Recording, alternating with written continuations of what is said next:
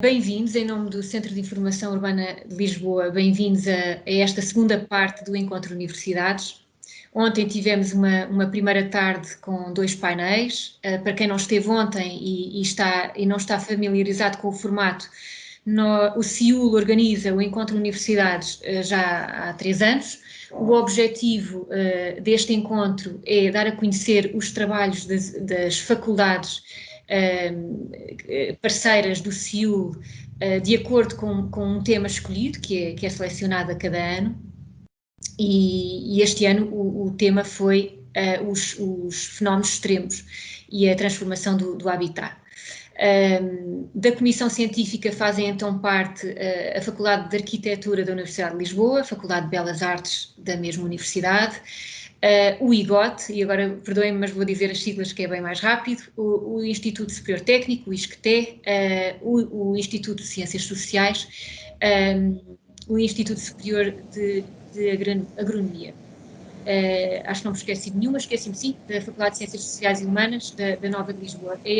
São estas as faculdades representadas nesta comissão científica que a cada ano traz trabalhos de referência para serem apresentados neste encontro. Apenas uma nota antes de começarmos, eu ia pedir a todos que mantivessem os sons desligados. Eu consigo perceber que há pessoas que têm o microfone ligado, mantenham os microfones desligados, assim como as câmaras. A interação com o público vai ser feita via chat, portanto, vamos ter 2 painéis, cada um deles composto por 2, 3 apresentações máximo. No final de cada painel, o moderador irá consultar o chat e perceber se há perguntas que possam ser colocadas aos oradores convidados. Portanto, a ideia mesmo é ter o microfone e a câmara desligadas.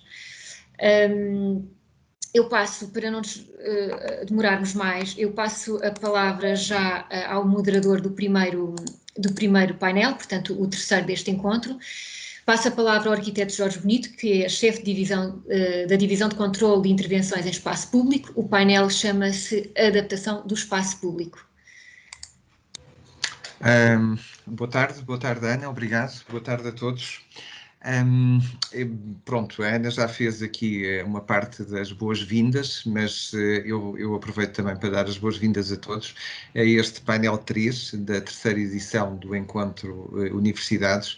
A Ana já explicou o modelo, já explicou como é que surge o encontro e o tema deste ano, como a Ana referiu, tem a ver com a transformação do habitat e com a adaptação a fenómenos extremos, não é? É um tema bastante atual e, porventura, ainda mais tendo em conta aquilo que todos nós vivemos de há um ano a esta parte.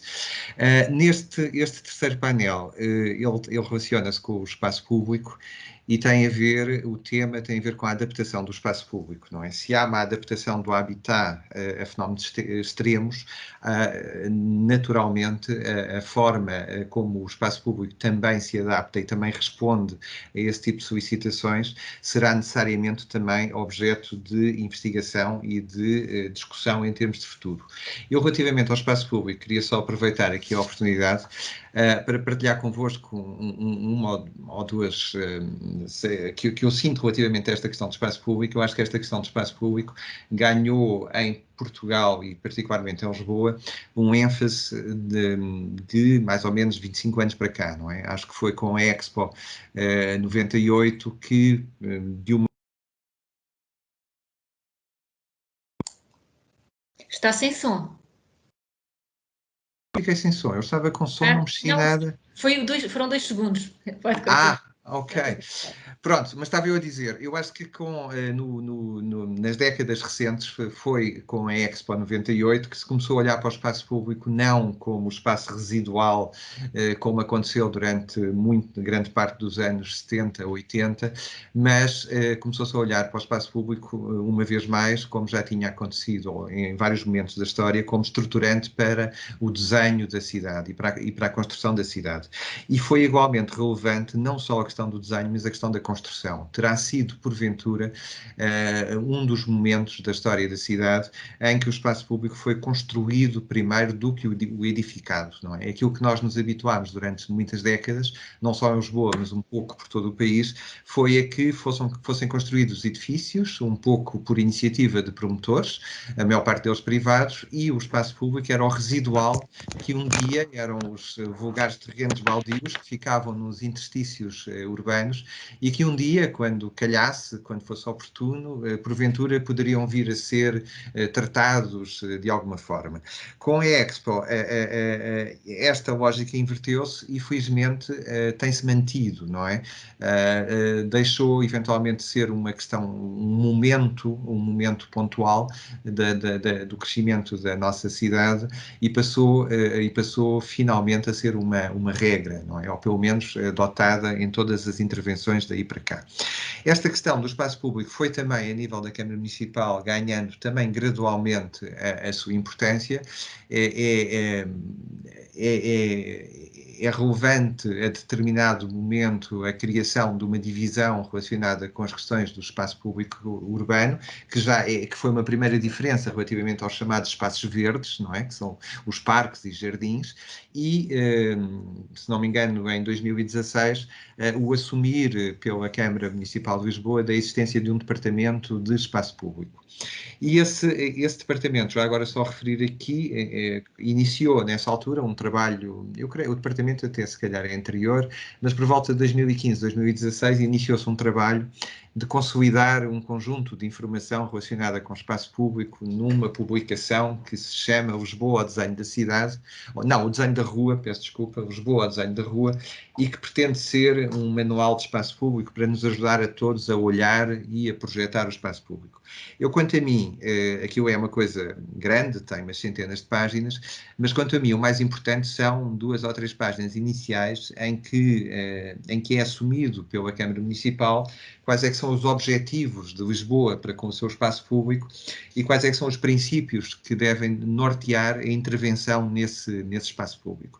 São apresentados alguns objetivos gerais e alguns objetivos específicos e depois, num segundo momento, são apresentados os princípios de intervenção no espaço público. Uns princípios gerais e uns princípios específicos.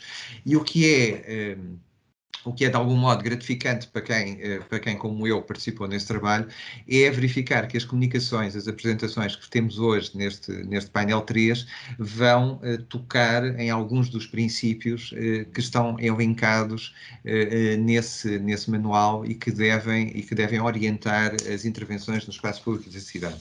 Se nós olharmos, nós temos hoje aqui neste primeiro painel 3 intervenções que vêm de escolas da Universidade de Lisboa e a primeira delas, que é da Cláudia Reis, do Instituto de Geografia e Ordenamento do Território, tem a ver com o potencial de arrefecimento dos espaços verdes, não é? No fundo, e acho que aquilo que ela nos vai apresentar é de que forma é que os espaços verdes contribuem para o arrefecimento da cidade, para o arrefecimento do meio urbano. De que forma é que em meio urbano podemos tirar partido dos espaços verdes e trabalhar e aproveitá-los para melhorar as questões da sustentabilidade, da melhoria ambiental e no fundo, da diminuição das ondas de calor, não é?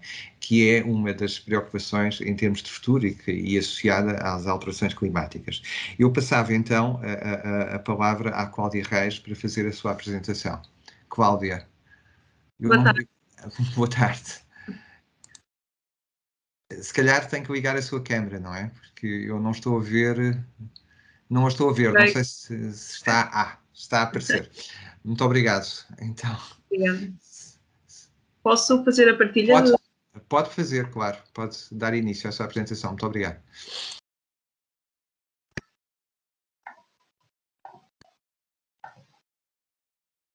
Já estão a ver? Sim, já estamos a ver. Já estamos a ver o seu ecrã, o PowerPoint. Sim. Então, obrigada pela introdução.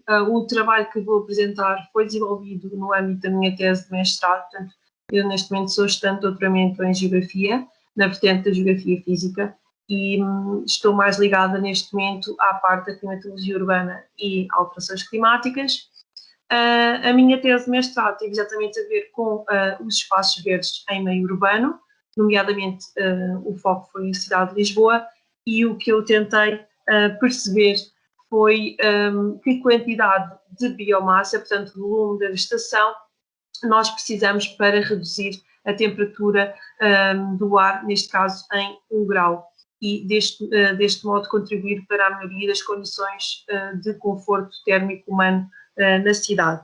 Portanto, como é que eu fiz? Eu escolhi 2 áreas amostra, são 2 jardins relativamente distintos, não só em dimensão como em termos de vegetação. Por um lado, o Jardim da Gulbenkian tem cerca de 8,5 hectares, é um jardim com, sobretudo, estratos mais arbóreos e arbustivos, também temos alguns relevados, e por outro lado, peço desculpa, okay.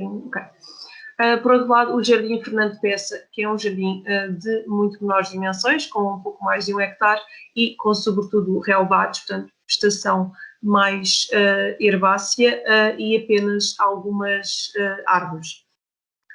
Portanto, eu, para analisar estes jardins, decidi fazer a instalação de 2 redes micrometeorológicas urbanas, portanto, instalei alguns aparelhos de medição da temperatura do ar e umidade relativa, tanto em pontos no interior de cada um dos espaços verdes, como em pontos na sua envolvente, para perceber qual é que é a ilha de frescura, se de facto conseguem arrefecer o ambiente envolvente ou não. Estes aparelhos foram colocados a 3,5 metros de altura, seguindo as indiretrizes de TIMOC. Apenas um dos aparelhos foi colocado no telhado verde da Gulbenkian, que ficou aproximadamente a 11 metros. Para a colocação destes aparelhos, nós tivemos de construir alguns abrigos meteorológicos e ficaram mais ou menos a recolher dados com uma resolução de 15 minutos durante cerca de 6 meses. Ao mesmo tempo, eu decidi tentar estimar a biomassa da cidade de Lisboa, tanto para uma situação ilustrativa de verão como de inverno.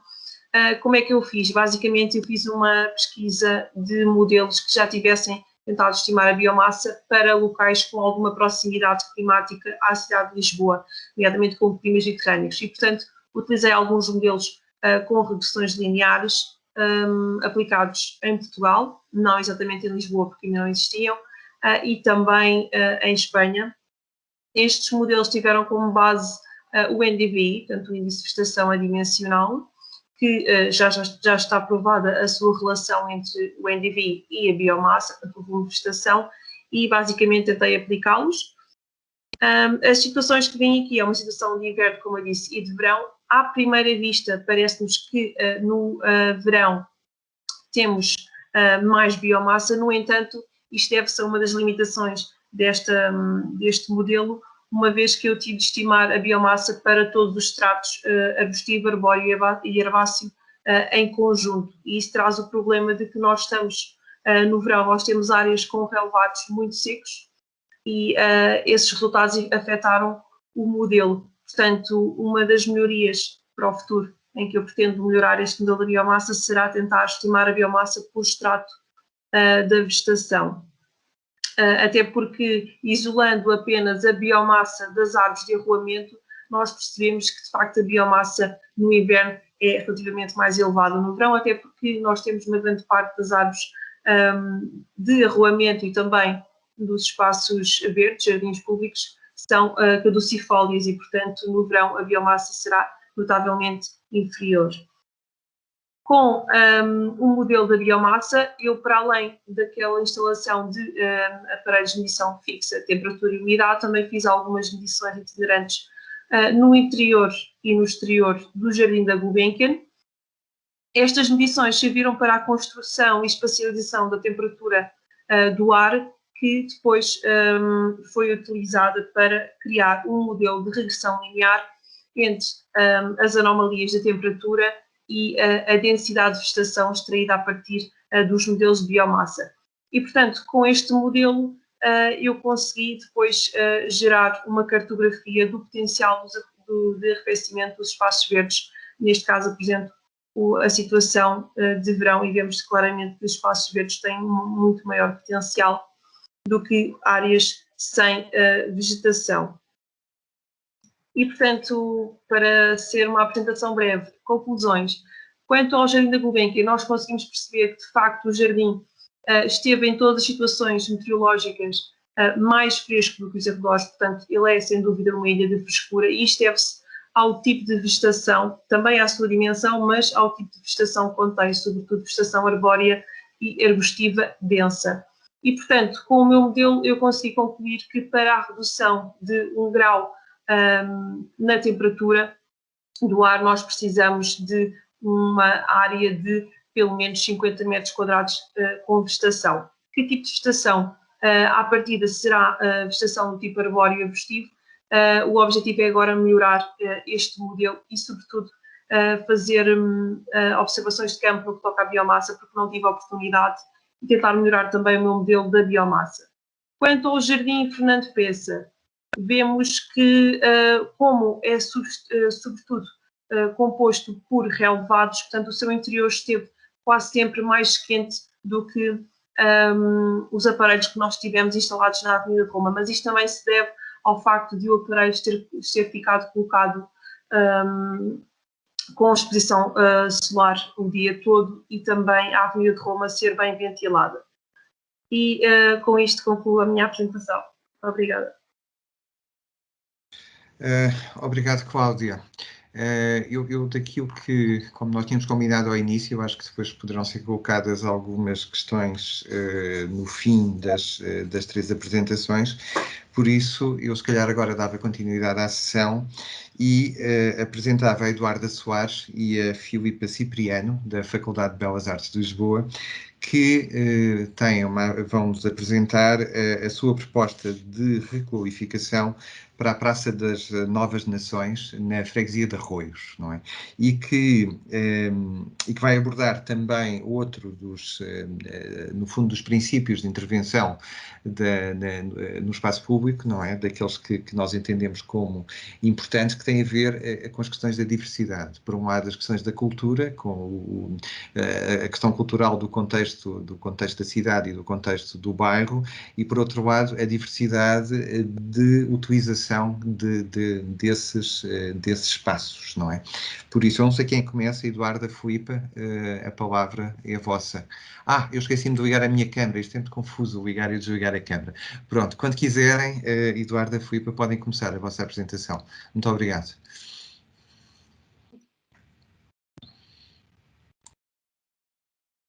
Se calhar não tirar já isso retinho. Pronto, então, como foi referido, o nosso projeto é a requalificação da Praça das Novas Nações. A mesma localiza-se numa zona perpendicular à Avenida Almirante Reis, denominada do bairro das Novas Nações, na zona dos Anjos, freguesia de Arroios. Pode passar? Na área envolvente da Praça das Novas Nações, encontram-se alguns edifícios com uma arquitetura que mistura a arte déco com o modernismo, estabelecimentos comerciais como os cafés, uma paragem de autocarro, ecopontos, uma escola primária e organizações sem fins lucrativos que dinamizam atividades e eventos ao longo dos anos, como forma de união entre os moradores, e nestas atividades podemos salientar o mural existente na praça e os eventos culturais organizados pela Junta de Freguesia. Em relação ao espaço existente, este encontra-se organizado em 2 zonas de lazer. Na parte inferior existe uma árvore com algumas mesas de piquenique e é a que tem mais afluência de pessoas, enquanto a zona superior, que outrora teve um parque infantil e alguns equipamentos desportivos, encontra-se abandonada. No espaço em geral, destaca-se o pavimento levantado, devido às raízes da árvore, a sensação de rotunda, a vandalização dos espaços lúdicos e os acessos ao parque através de degraus. Após o levantamento do espaço, desenvolveu-se uma análise SWOT com o propósito de detalhar os pontos fortes e fracos do local a ser trabalhado.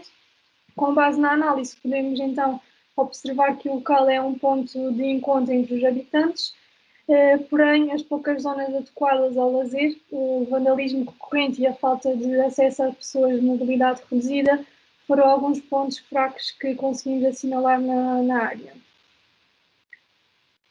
Além da análise SWOT, houve a realização de entrevistas a habitantes e à organização que pintou o mural. Além disso, houve também uma observação direta da praça em diversos contextos e podemos concluir então que é uma praça que está inserida num bairro acolhedor e com espírito de comunidade. Tem um público-alvo intercultural e de várias idades, que é uma praça que é a extensão da escola primária. As outras faixas etárias utilizam-na para práticas dedicadas ao lazer e convívio, e que dá uma sensação de rotunda devido ao tráfego rodoviário existente em seu redor. É uma praça também inacessível para pessoas com mobilidade reduzida e propícia a práticas de vandalismo. Com toda a pesquisa realizada anteriormente, podemos então avançar para uma fase de resolução e definir então uma proposta final. Por essa razão, decidiu-se então realizar uma solução adaptada a diferentes faixas etárias e culturas, diversos contextos e que se relacionasse com o espaço envolvente. Além disso, foram também projetados equipamentos que possam responder a essas necessidades e adaptabilidades, tendo como base a opinião dos moradores e as organizações envolventes.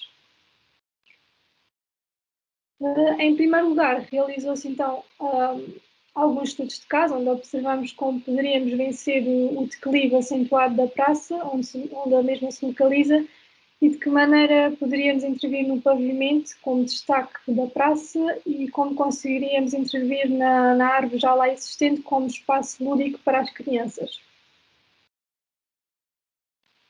Depois, após a observação dos estudos de caso e da organização atual, houve a necessidade de unir a praça a um dos lados para contrariar aquela tal sensação de rotunda que falei. Como haveria a necessidade de alterar o tráfego rodoviário para unir a praça, realizou-se então possíveis soluções, observando como os automóveis e os veículos pesados iriam movimentar-se.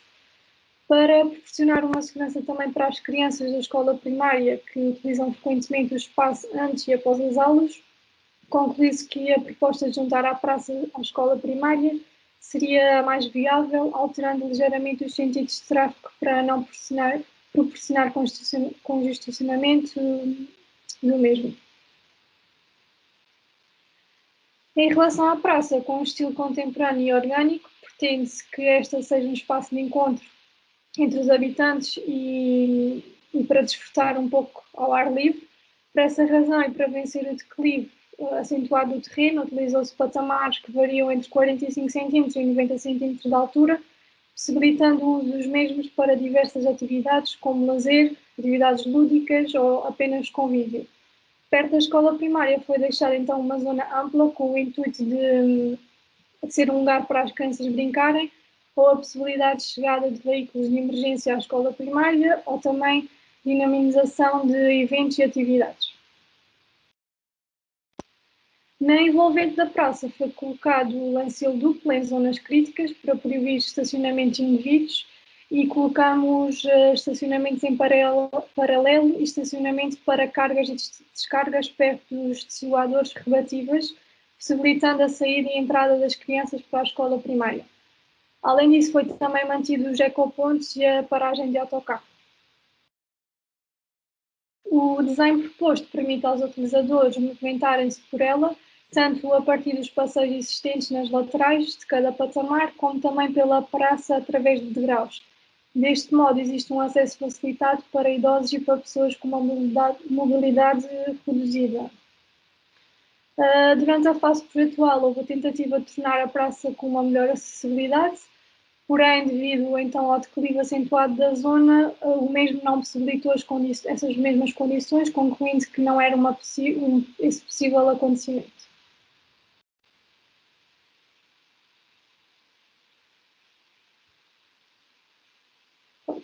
Podes passar aqui. Para este projeto, houve a necessidade de desenhar mobiliário urbano adaptado às formas da praça e funções a reter. Esse deveria ter uma estética neutra e que se interliga com a identificação do local para minimizar a prática de vandalismo do mesmo. Além disso, houve também uma preocupação de desenvolver uma proposta que possibilitasse a participação ativa dos cidadãos na praça, possibilitando posteriormente a pintura de um novo mural como marca cultural do bairro.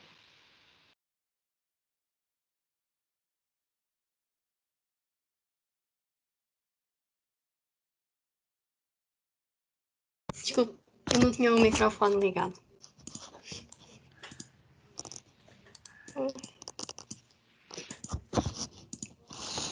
Para uma melhor percepção do espaço e da sua escala, houve a necessidade de elaborar uma maquete que permitia identificar as zonas existentes na praça e distribuir o mobiliário pelas mesmas. É de salientar que as árvores existentes na maquete que realizámos, elas são meramente ilustrativas do local onde posteriormente iriam ser plantadas as árvores, para termos uma ideia de como a sombra iria se manusear ao longo da praça. Devido à diversidade da praça, houve o intuito de ser um espaço sem as zonas pré-definidas, possibilitando a execução de diversas atividades. Contudo, identificámos as zonas perto das árvores como possíveis zonas de permanência ou patamar amplo perto da escola como uma zona de lazer e de eventos. A respeito do pavimento, este será na sua área geral em betonilha afagada, que poderá ser impermeável ou não, e terá o pormenor de uma fila de calçada em granito nas zonas de quebra dos degraus e dos patamares, para prevenir potenciais quedas, tanto a nível de umidade do piso, como a não identificação do término do patamar. A nível da arborização, iremos manter a árvore já existente, que tem como nome comum Bela Sombra. Esta árvore, devido ao seu grande porte, provoca uma sombra grandiosa que refresca os habitantes em dias ensolarados. Além disso, o seu tronco robusto permite a subida pelas crianças, existindo assim uma narrativa nostálgica da subida às árvores durante a infância. Foi definida a implantação de uma outra árvore, também de folha caduca, também de porte grande, como forma estratégica da disponibilização de sombra para a área superior da praça. Neste caso, escolhemos o plátano. Também com base na Carta Solar de Lisboa, foram identificadas as sombras no dia 8 de março, em duas alturas distintas. A primeira entre as 10 e o meio-dia e a segunda entre as 15 e as 17. Ao analisar estes dois exemplos, podemos concluir que a praça é um espaço bastante exposto à luz solar, que as sombras existentes nela são ou da arborização existente ou do prédio sul, que de manhã faz alguma sombra na praça. Além disso, houve a necessidade de projetar mobiliário urbano que fosse tanto uma identidade local, como se interligasse com as curvas da praça. Por essa razão, desenhou-se um bebedouro, 2 tipos de bancos, um corrimão e um guarda-corpos com linhas simples, e que recorrem ao uso da serralharia devido ao número reduzido de exemplares necessários para este projeto. Na projeção do mobiliário urbano, adotámos o aço galvanizado como material geral a ser utilizado. Com a realização de entrevistas aos habitantes, identificámos a necessidade de um bebedouro para refrescar as crianças e adultos que usufruem a praça. Nesse ponto de vista, projetámos este bebedouro tendo em referência tanto adultos como crianças. Porém, a proposta atual ainda precisa de ser revista. A praça permite também uma utilização informal, possibilitando as pessoas sentarem-se em quaisquer patamares. Porém, a nossa principal questão é providenciar conforto na sua utilização. Por essa razão, desenhou-se bancos com costas que seriam instalados nos patamares de 45 cm e também desenhou-se bancos sem costas que seriam instalados nos patamares de 90 cm e possibilitava que o utilizador se encostasse à parede existente atrás. A nível de segurança da praça, houve a necessidade de montar corrimãos no seu centro para auxiliar na utilização dos degraus. Além de que desenhámos também guarda-corpos para prevenir possíveis acidentes e quedas, que estes guarda-corpos seriam instalados nos patamares com 90 cm. Muito obrigada. Obrigada. Obrigado, Eduarda, obrigado, Filipa, pela vossa apresentação. Nós agora temos a terceira apresentação do Instituto Superior Técnico, pelas professoras Teresa Heitor e Alexandra Alegre, que têm uma apresentação sobre educação e cidade. No fundo, considerando o resumo da apresentação, tem a ver com avaliar o potencial do espaço público como o seu papel na educação, não é? De que forma é que o espaço público pode ser utilizado como espaço de educação e imagino eu, de construção da cidadania. Não sei quem vai começar, Teresa, Alexandra, é vosso, o Teams, neste caso, quando quiserem. Muito obrigado. Boa tarde, estão a ouvir-me? Sim, sim. Sim, e a ver sim. A apresentação também? Também, o primeiro slide, sim. Excelente. Pronto, sou eu que vou apresentar, porque a professora Teresa Heitor, infelizmente, não conseguiu estar presente. Ela tem uma aula de doutoramento, pensávamos que seria possível partilhar, mas não foi de todo. Portanto, vou ser eu a fazer a apresentação. Penso que posso começar, então, não é? Pode sim, muito obrigado. Pronto, o trabalho que nós vamos aqui apresentar foi desenvolvido durante este primeiro semestre do presente ano letivo, no âmbito desta unidade curricular, que é a avaliação de desempenho, que é uma unidade curricular do 5º ano do mestrado integrado em arquitetura do Instituto Superior Técnico. Só para enquadrar, esta unidade curricular tem como objetivo alertar os alunos para o impacto do ambiente construído em particular a partir da sua função, não é? A função do ambiente construído no dia-a-dia das pessoas. Pronto. E, regra geral, nós costumamos escolher um edifício mas pelo menos espaços interiores e avaliar o desempenho desses espaços sob diferentes perspectivas. A questão é que no semestre, pronto, como sabemos, todo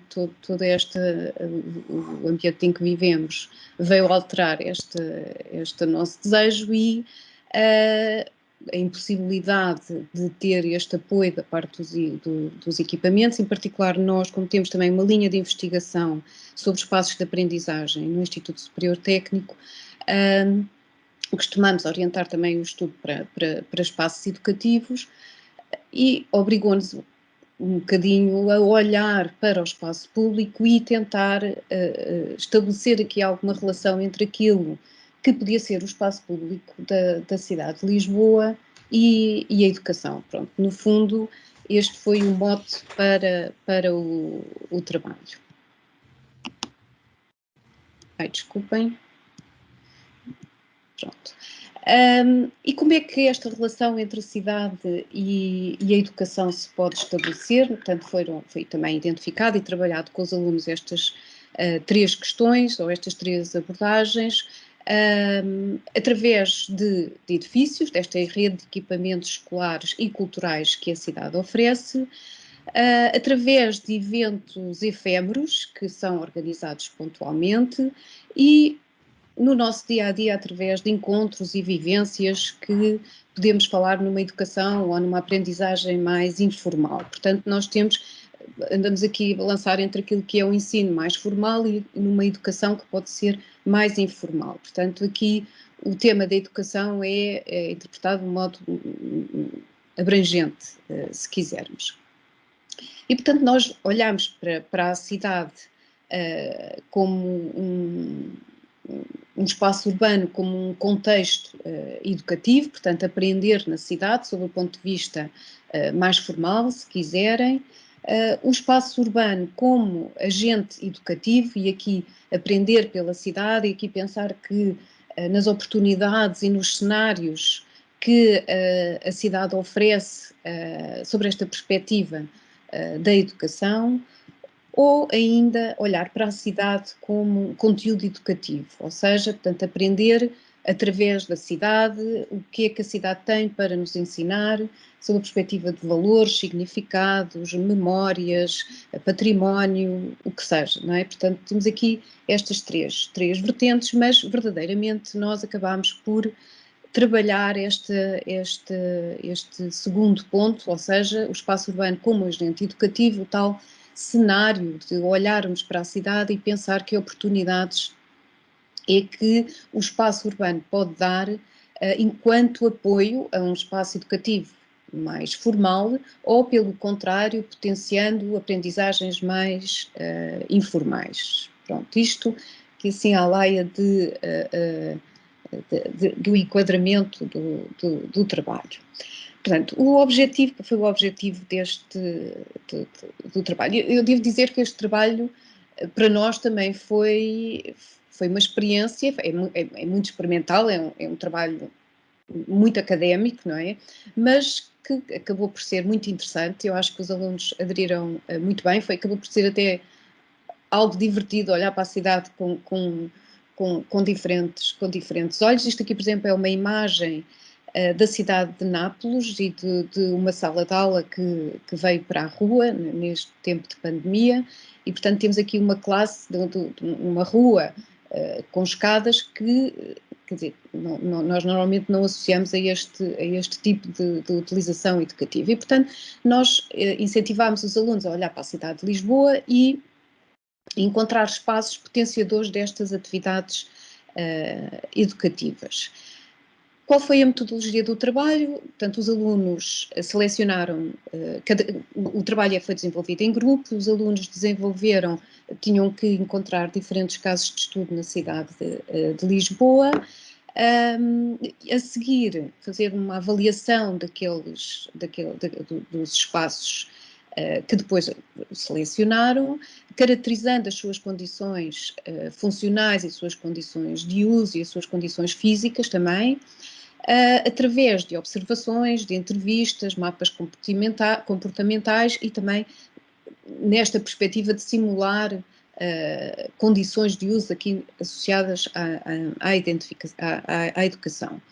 E, por fim, tiveram que identificar, e aqui em outros contextos completamente diferentes, que não tinham a ver com a cidade de Lisboa, que podiam ser internacionais ou nacionais, tanto fazia, casos exemplares, não é? Que pudessem de alguma maneira podermos comparar e até replicar nestes espaços da cidade de Lisboa.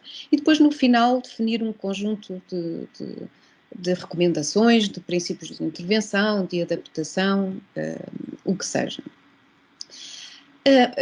Depois, portanto, isto envolveram sessões com debates, com discussão, mas e no final ficámos com estes cinco grupos, 5 espaços, cada grupo trabalhou o seu espaço.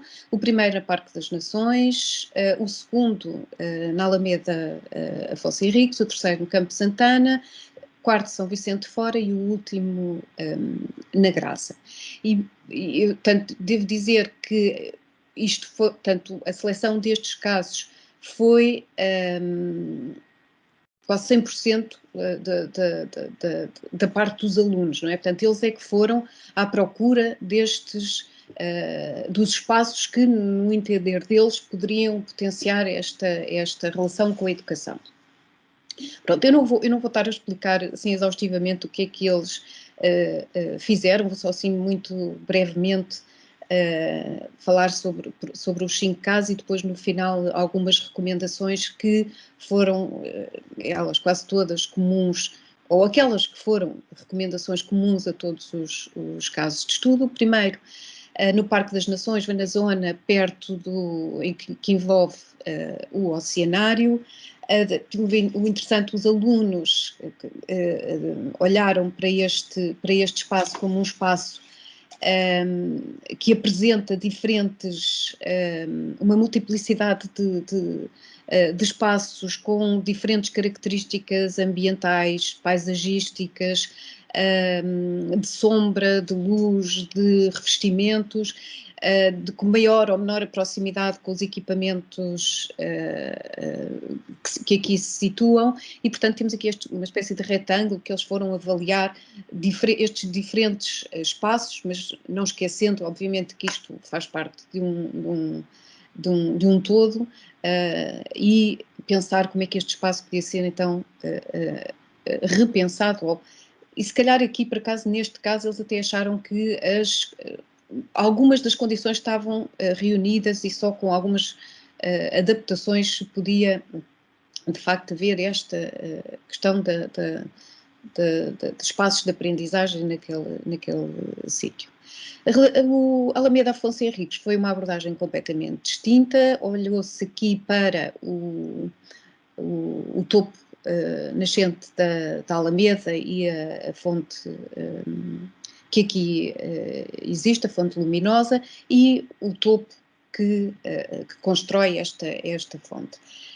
Este grupo acabou por achar que este era um espaço, também depois da avaliação que foi feito, que podia ser um espaço potenciado para uma população mais sénior, para promover um envelhecimento ativo, embora se calhar este até com dificuldades de acessibilidade, não é? Muito embora depois o espaço seja de nível, mas o chegar lá era o grande entrave, aliás, mas de facto é a população que atualmente habita este espaço. O terceiro é o Campo Santana, Jardim do Turel.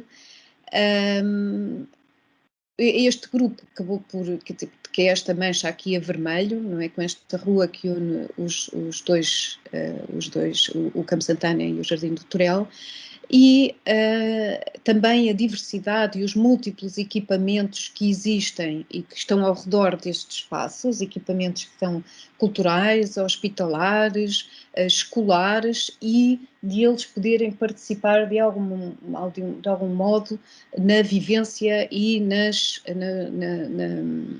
no desempenho destes equipamentos. Também aqui no Jardim do Turel a relação com a escola básica que aqui existe, e esta extensão, também engraçado, também o grupo anterior, a apresentação anterior também falou nisto, a extensão da própria escola para o Jardim do Turel. Foram pesquisar outras situações em que o espaço público se encerrou para a realização de algumas atividades educativas. Este grupo de São Vicente de Fora, Panteão Nacional e Mercado de Santa Clara, isto é quase que foi um percurso, eles propunham aqui um percurso educativo, vamos lá, que inicia-se aqui no Beco do Beco dos Paus, em Alfama, portanto, que é, se quisermos, uma escala mais doméstica, para depois subir aqui ao mosteiro, ao panteão, aqui também na relação com a escola básica que aqui existe, e este grupo acabou por incorporar também o mercado de Santa Clara nesta proposta de adaptação. Atenção, isto não é uma unidade curricular de projeto, não é? Portanto, a ideia também não era eles fazerem uma proposta final. E depois o último grupo aqui na Graça, Mirador e Convento e o Caracol da Graça, né? Portanto é esta zona que nós vemos aqui nesta imagem. Este talvez tenha sido o grupo que acabou por ir talvez um bocado mais longe naquilo que foram as propostas e as reflexões que propunham. Eles compararam esta zona um bocadinho a polis grega, não é? A cidade grega, a Acrópole com o convento, e depois a Ágora, o jardim, e o Caracol da Graça seria o percurso de ligação entre estes dois espaços. Pronto, e depois fizeram também uma relação muito interessante entre aquilo que eram outros espaços públicos de outras cidades e que tipo de utilizações é que aí aconteciam, que podiam ser de alguma maneira replicadas aqui neste espaço da Graça, ou na envolvente da Graça. E finalmente, aqui colocámos aqui algumas recomendações que foram mais ou menos comuns a todos os grupos, que têm a ver com a melhoria das condições de conforto do espaço público, com a iluminação artificial, não é, do espaço, com a necessidade de repensar o mobiliário urbano existente, necessidade de apoios de instalações sanitárias, bares, bebedouros, portanto, nas estruturas de até de caráter temporário de apoio, o revestimento do pavimento, isto curiosamente em todas as entrevistas foram referidos, porque foi uma das metodologias que os alunos seguiram, todos eles fizeram entrevistas aos habitantes, vamos assim dizer, daquela área. A nível da segurança, uns mais que outros, a necessidade de disponibilizar Wi-Fi público e gratuito, necessidade também de estruturas de cobertura amovíveis, e isto aqui relaciona-se também com os arranjos exteriores, para a questão da sombra, não é, que também foi falado na apresentação anterior, as condições de acessibilidade, a recolha regular dos resíduos, a necessidade de espaços de arrumos, espaços e áreas técnicas, e este aqui, se calhar o último, mais até talvez no Caracol da Graça, que eles fizeram uma proposta interessante de uma sala de aula numa escadaria, da utilização dos muros e das empenas aí existentes. E pronto, esta no fundo foi esta a proposta que os alunos desenvolveram, e obrigada pela vossa atenção. Obrigado nós, Alexandra, pela apresentação. Eu perguntava à Ana Marçal, como é que nós estamos de tempo, não é? Que é para ver se temos aqui alguns minutos para falar ou não. Sim, podemos... É. Está bem. Eu tive a ver no chat, nós temos aqui 4... Eu acho que é qualquer coisa entre questões e observações, não é? Eu acho que incidem todas 4 por uma das apresentações, mas eu, se calhar, se não levassem a mal, abusava do meu papel de moderador, não é? E partilhava convosco 2 ou 3 observações, e se calhar, e não havendo mais questões do que estas que já aqui estão, depois fazíamos uma segunda volta por todos os participantes, não é? Os participantes que fizeram as apresentações, também para poderem comentar, pronto, no fundo o que foi apresentado e falado aqui neste painel. Não sei o que é que tu achas, Ana? Podemos fazer dessa maneira? Bom. Sim, Jorge, podemos. Podemos? Sim, desculpa. Está bem, eu estava aqui a olhar para isto e estava a olhar para o chat e pronto, as questões que são colocadas, elas incidem todas as 4 questões que estão neste momento aqui, que foram colocadas, incidem sobre a segunda apresentação.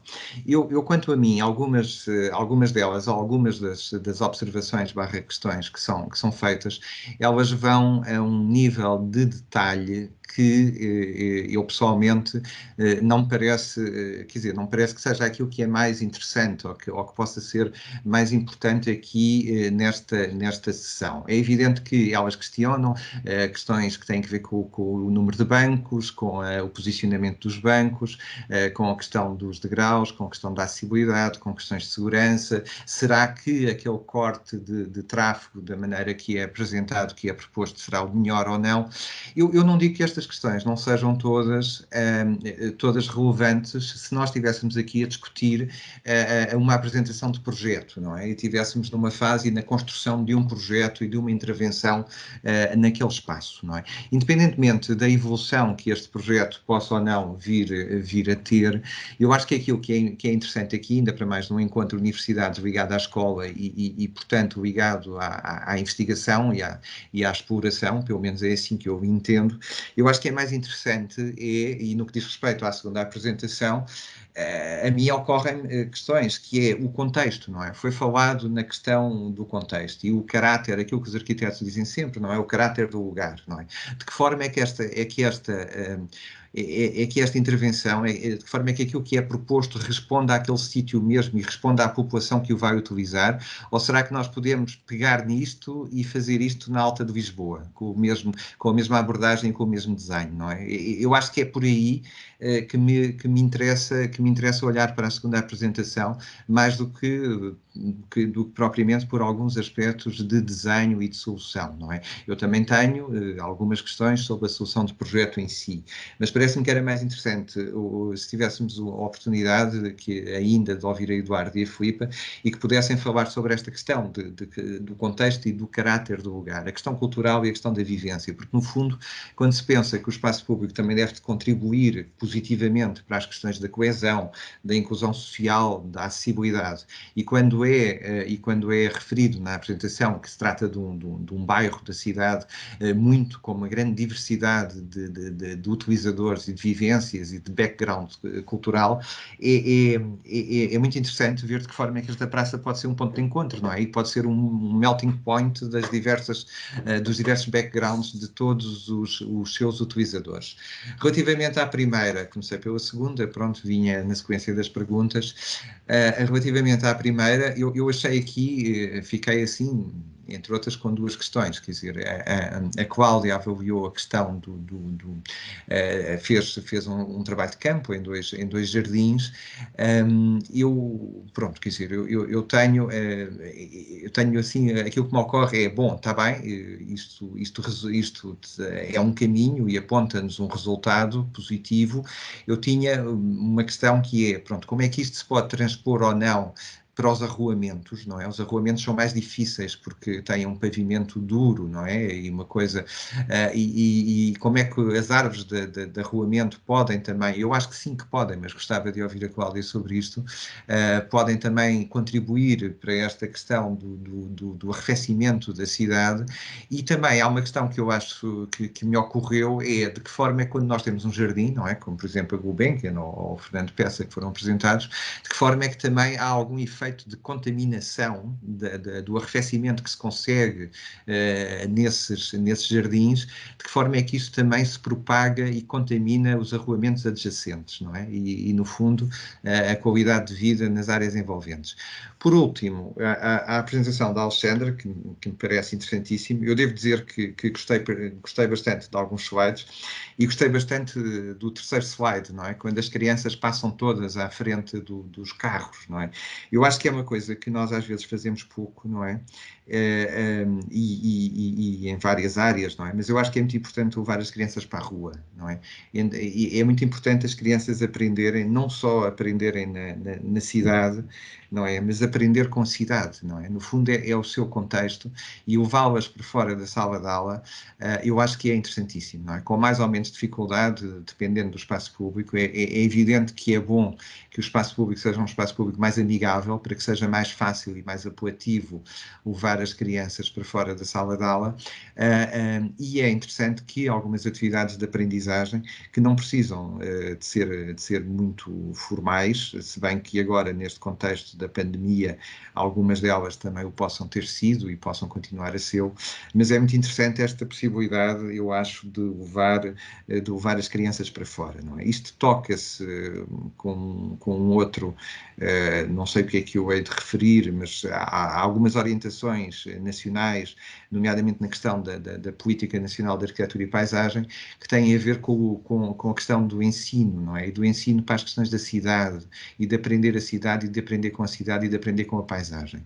E não é para aprendermos, para irmos ser todos arquitetos e paisagistas, não é nada disso, mas é para que possamos ser melhor, no fundo, ajuda-nos a construir a nossa consciência de cidadãos, não é? E a crescer enquanto cidadãos, e a viver melhor as questões da cidadania.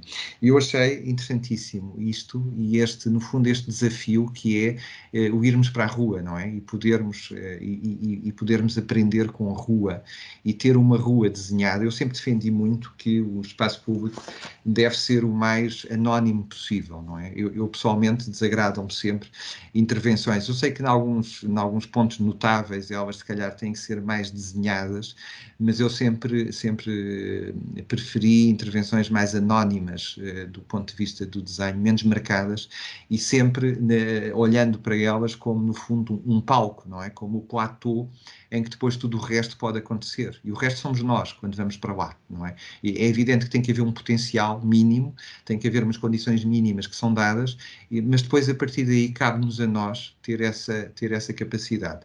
Uma última observação, achei interessante que, embora não sendo o tema, das várias notas que eu tirei, há um fio condutor pelas 3 apresentações, que é a sombra, não é? E isto é muito interessante. Eu há uns anos trabalhei no Norte da África e a questão era a sombra e a água, não é? Porque tem a ver com as questões do arrefecimento. E é muito interessante neste painel 3 apresentações aparentemente diversas naquilo que abordam. Em determinada altura têm como ponto de contacto a existência de sombra. A sombra potencia a apropriação do espaço público. Eu agora já estou a falar demais, vou-me calar, vocês não estão aqui para me ouvir a mim, e a pedir, não sei se pela ordem que fizeram as apresentações, se querem comentar alguma coisa, não é? E fazer alguma, entre aspas, declaração final. Eu sei que depois há um outro período, mais no fim da sessão, onde poderemos voltar a falar todos, mas para já, no fim deste painel, eu se calhar perguntava à Cláudia se queria acrescentar alguma coisa à sua apresentação, fazia isto por ordem.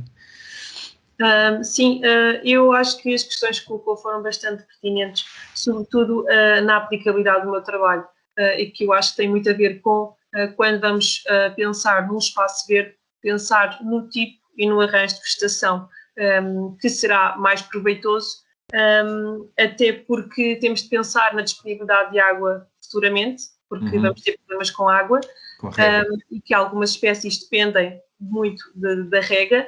E depois também na parte do conforto térmico, se calhar um relevado não é tão vantajoso porque não temos efeito de sombra para o arrefecimento da temperatura e para a melhoria do conforto térmico. Talvez pensemos mais numa árvore, e talvez uma árvore, sobretudo folha caduca, porque no inverno vamos querer ter radiação solar direta, porque é agradável, mas talvez no verão queiramos ter sombra. Quanto à ilha de frescura, ou seja, como é que o efeito de arrefecimento se propaga no ambiente envolvente.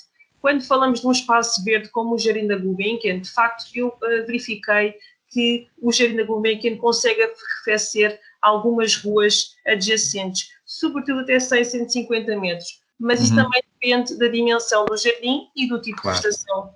Se estivermos a falar de um jardim como o Jardim Fernando Peça, em que metade são relevados, não sentimos esse efeito.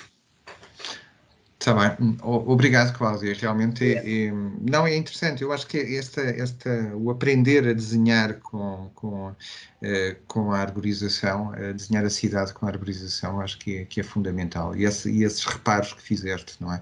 Relativamente à escolha das espécies, às questões da rega, eu acho que sim, temos que estar. Eu acho que hoje em dia já estamos, não é? Mas temos que estar cada vez mais atentos para isso. Eduarda e Filipa, vocês também viram as perguntas no chat, querem acrescentar alguma coisa à vossa apresentação? Comentários, observações?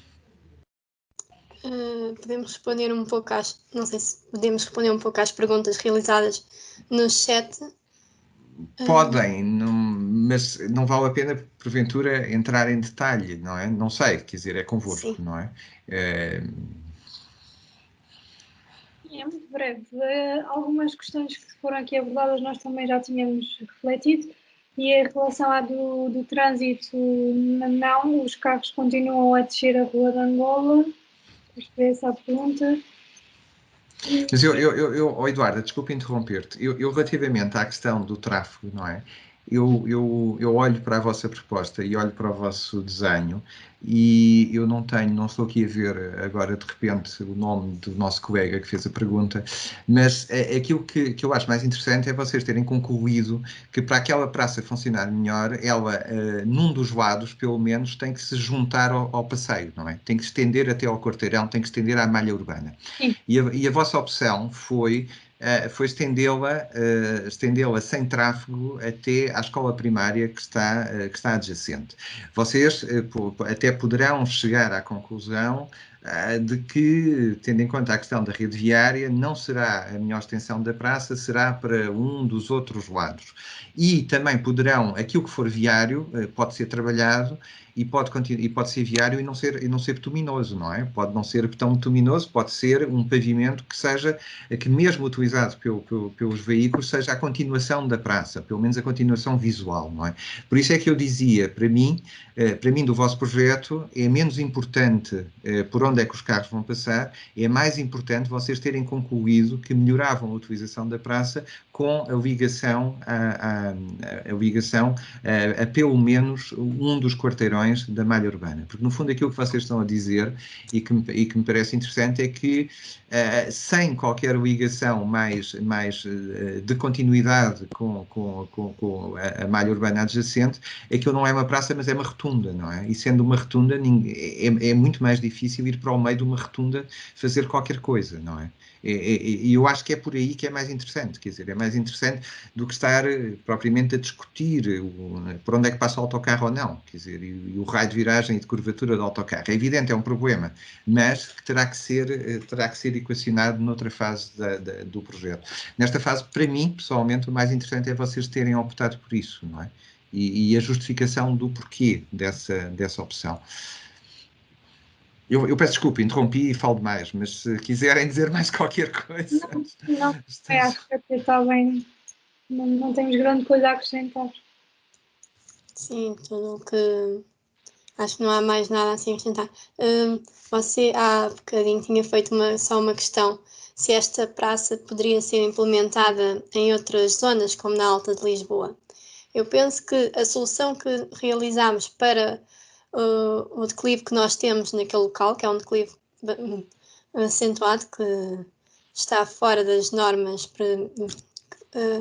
para uma melhor acessibilidade, a solução que realizámos, acho que de todas as que nós tentámos foi a mais adequada, porém nós tivemos em conta também a participação dos habitantes locais, com observações diretas e entrevistas aos mesmos. Foi por isso que concluímos aqueles patamares que observámos que os utilizadores adoravam, sentar-se nos muros existentes no local, a apanhar sol e a conviver entre eles. Uma utilização bastante informal do espaço, visto existir lá mobiliário urbano adequado a essas atividades, mas eles preferiam algo mais informal.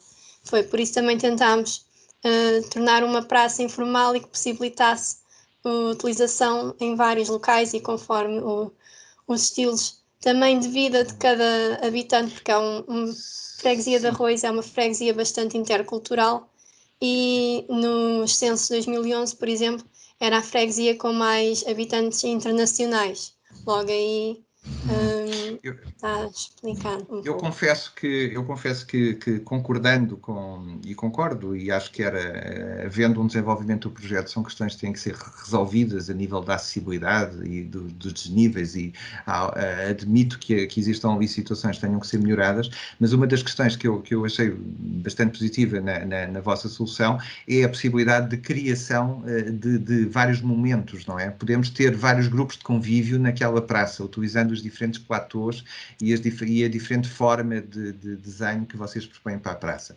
Eu tenho aqui a Ana a dizer que eu falo demais, e eu se calhar ia pedir à Alexandra Alegre também para fazer um comentário final. Alexandra. Sim, estão a ouvir-me? Estamos sim. Agora deixamos de ouvir, Alexandra, desculpa, ficaste sem som. Agora já estou outra vez. Exato. Não, pronto, era só para ouvir o teu comentário final. Muito obrigado. Não, é muito, muito rápido, para já agradecer a oportunidade. Depois é só dizer que este trabalho foi muitíssimo experimental, não é? Muito académico, portanto, não tínhamos aqui pretensão de transformar a cidade de Lisboa assim numa grande escola, mas eu acho que de qualquer maneira pode ser interessante para repensar pelo menos as áreas exteriores envolventes aos equipamentos educativos, nem que seja pelo menos os espaços exteriores dos equipamentos educativos que são muitas vezes esquecidos mesmo no processo de ensino-aprendizagem, mesmo até do lado da educação, eles não são uns espaços em que, quando comparados, por exemplo, com lá fora, que aconteça. Mas o trabalho foi muito gratificante, penso que para os alunos foi também, mas pelo menos para nós, enquanto professores, também foi muito interessante olhar para Lisboa com outros olhos, sem a transformar muito, não é? Sem a necessidade de os transformar, como aquilo há pouco que estava a dizer, não é? Estes espaços terem esta flexibilidade e permitirem diferentes funções e utilizações e utilizadores também, não é? Até de diferentes faixas etárias. Portanto, era só para já agradecer a oportunidade. Obrigado, Alexandre. Eu acho que tu disseste agora, nestes teus comentários finais, quer dizer, disseste duas coisas que eu acho sim, bastante importantes. Uma, quer dizer, que eu acho que é um dos méritos do vosso trabalho, do trabalho que desenvolveram, desta investigação, é o fazer pensar. Não é? O que vocês fizeram e o que foi apresentado faz-nos pensar. A muitos de nós e muitos que não estão aqui nesta sessão, mas que se calhar nunca pensaram na questão do ir para a rua, do ir para fora, não é? E eu acho que aquilo que o vosso trabalho tem, e é um dos méritos, não é o único, mas é é que nos faz pensar nisso, não é? Põe-nos todos a pensar, bom, espera lá, se calhar temos que ir para a rua, se calhar é bom ir para a rua, se calhar faz sentido ir para a rua, não é? E eu acho que isso do vosso trabalho de investigação, é interessantíssimo, não é? E acho que é importante e esta mensagem deve ser cada vez mais passada. Depois agora, nestes comentários finais, referiste uma outra coisa que tem a ver com o desenho da cidade e com o desenho do edifício, que é, se calhar estes edifícios públicos deviam mais vezes ou sempre estarem pensados e desenhados na sua abertura ao exterior, não é? Nós já tivemos um momento na história, não é, em que a maior parte dos edifícios públicos eram colocados em locais estratégicos, não é? E nós ainda temos memórias da Avenida da Igreja, da Avenida da Estação, quer dizer, até nos próprios topónimos, não é, que refletem o uso, não é? Mas no fundo havia sempre um enquadramento, a Alameda, não sei o quê, quer dizer, a Alameda da escola, isto acontecia, não é? E quase sempre estes equipamentos, a Igreja tinha o adro, mas mesmo os outros davam para passeios generosos, davam para pequenas praças, davam para pontos notáveis da cidade. O que aconteceu a partir dos anos 50, 60, é que o automóvel tomou conta disso, não é? Há um conjunto de praças, de largos, de alamedas generosas que foram abragados os seus números de faixas, foram feitos parques de estacionamento, foi tudo isto que é criado. O que há aqui uma necessidade é, com uma organização da cidade de outra forma, eventualmente voltarmos a ganhar alguns desses espaços para serem, no fundo, a sala de entrada, o átrio dos edifícios públicos, não é? E que possam não ser um mero enquadramento formal, mas que possam ser utilizados pelas pessoas que utilizam esses edifícios públicos, que possam vir para fora fazer esse uso do espaço público, não é? E que, pronto, vamos dizer o lugar comum, mas que o nosso clima tanto ajuda e potencia. Pronto, antes que a Ana me corra comigo e não me convide nunca para mais nada, eu agradeço a todos os que participaram neste painel 3, agradeço à Ana por me ter convidado, espero que não se arrependa, e passava a palavra à Ana para dar continuidade à nossa sessão. Muito obrigado a todos. Obrigada, Jorge, muito obrigada pela brilhante moderação e por ter conduzido este painel assim, portanto não retirava nenhuma palavra. Eu vou agora passar a palavra ao Tenente Coronel Tiago Lopes, do Regimento de Cepadores Bombeiros da Câmara Municipal de Lisboa, que vai passar a moderar o painel Resposta a Fenómenos Extremos. Dou-lhe a palavra. Obrigado, Ana. Antes de mais, não sei se me está a ouvir bem. Perfeitamente. Sim. Muito obrigado pelo convite, Ana. Eu não vou ter tanta eloquência como o moderador anterior, mas vou tentar associar aqui a parte operacional com a parte teórica. E as duas temáticas que nós vamos ouvir neste quadro painel, que é a resposta a fenómenos extremos, será com a Mariana Correia e com a Raquel Pereira, em duas situações diferentes, ambas a envolverem água, é um facto, mas uma a falar sobre o tsunami e a segunda a falar sobre o percurso da água no desenho do espaço público e a sua definição na paisagem natural e da cidade. É interessante que a semana passada tivemos um exercício a nível de proteção civil de tsunami, e o tema voltou esta semana mais uma vez à mesa aqui do Regimento de Sapadores de Bombeiros, do qual nos muito orgulhamos de pertencer e de contribuir para que a resposta, caso aconteça, esperemos que nunca aconteça, seja a mais célere e eficaz possível. Eu não vou alongar muito mais, porque já estamos um bocadinho atrasados no tempo. Ia pedir à Mariana Correia se podia começar a sua apresentação com o tema do desenvolvimento de um websig de tsunami de 1755 na zona ribeirinha de Lisboa. Mariana? Olá, boa tarde. Agradeço antes de mais a apresentação e o convite. Vou só partilhar aqui o meu ecrã. Peço que só que aguardem um pouco. Não sei se, entretanto, já estão a conseguir ver. Penso que sim. Sim, Mariana, está. Sim, pronto, sim. Vou então começar. Portanto, eu iria falar um pouco a propósito do trabalho que realizei em 2019 no âmbito da minha dissertação de mestrado. Nesta curta apresentação, que não pretendo alongar, vou falar um pouco sobre o enquadramento e a pertinência deste trabalho, assim como a estrutura e a organização do mesmo, e apresentar, sobretudo, aqui alguns dos principais resultados a que chegamos. Portanto, antes de mais, fazer aqui um enquadramento, como é do conhecimento geral, a 1 de novembro de 1755 ocorreu um sismo que levou, portanto, aqui ao desenvolvimento de um tsunami que afetou diversos países, em especial Portugal. Tratando-se de um evento histórico e sem dados instrumentais, tem diversas incertezas, obviamente, associadas. Estudos anteriores, nomeadamente este que está representado na animação, permitiram concluir que o tsunami terá atingido o território português em cerca de 20 minutos, sendo toda a costa afetada ao fim de 1 hora. Foi possível também concluir, por exemplo, a ocorrência de várias ondas. Surgindo, portanto, aqui este estudo, surge agora também aqui a necessidade de uma nova metodologia que desenvolva um modelo semelhante, mas à escala local. Embora já tivessem sido realizados outros estudos a nível local, o mesmo ainda não tinha sido desenvolvido para a cidade de Lisboa. Portanto, com este intuito, esta dissertação procurou, assim, desenvolver um projeto de investigação entre o IGOT-SEG e o Museu de Lisboa, e que, dado o volume de dados associados e o tempo disponível, foi apenas aqui analisada a zona ribeirinha da cidade, mais ou menos correspondente a este retângulo verde, portanto aqui delimitado entre o atual Terreiro do Trigo, aqui a este da área, e o Jardim Dom Luís.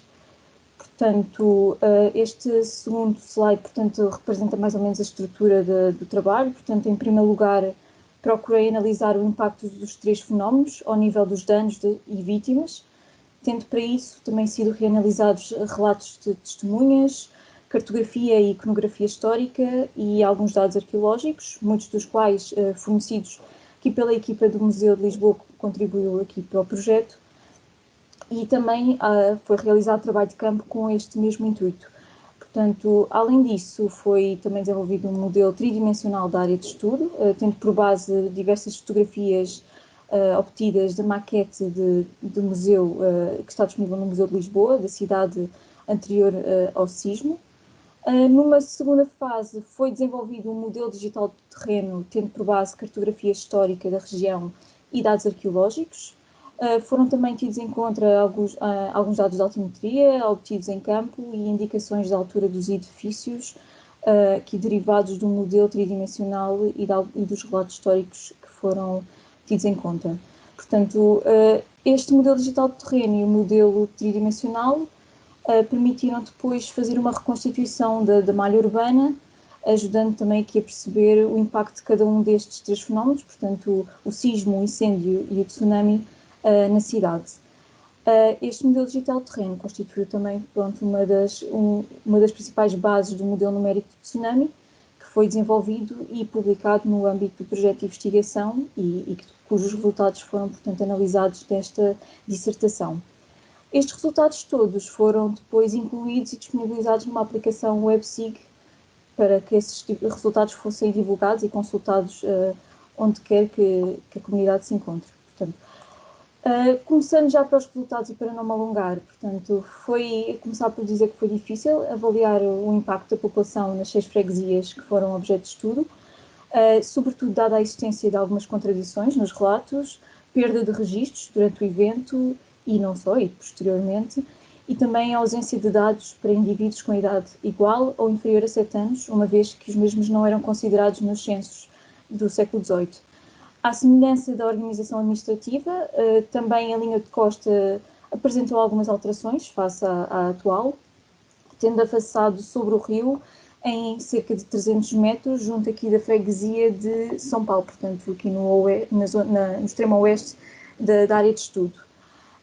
Referir também, portanto, que o Terreiro do Paço apresenta uma posição semelhante à atual, com igual vulnerabilidade, portanto, a fenómenos semelhantes, nomeadamente ao tsunami. Portanto, este mapa, portanto, representa aqui também os 32 edifícios que foram objeto de uma análise mais profunda. Este gráfico representa algumas das conclusões também obtidas ao nível do impacto, portanto, para muitos dos edifícios não foram encontradas referências de qual ou quais dos fenómenos provocaram os danos descritos. O impacto do sismo não terá sido tão significativo e o do tsunami terá sido ainda menor, uma vez que a grande maioria dos edifícios apresentaram, segundo as nossas fontes, poucos ou nenhum danos. O incêndio terá sido, por sua vez, portanto, aqui a principal causa para os danos verificados.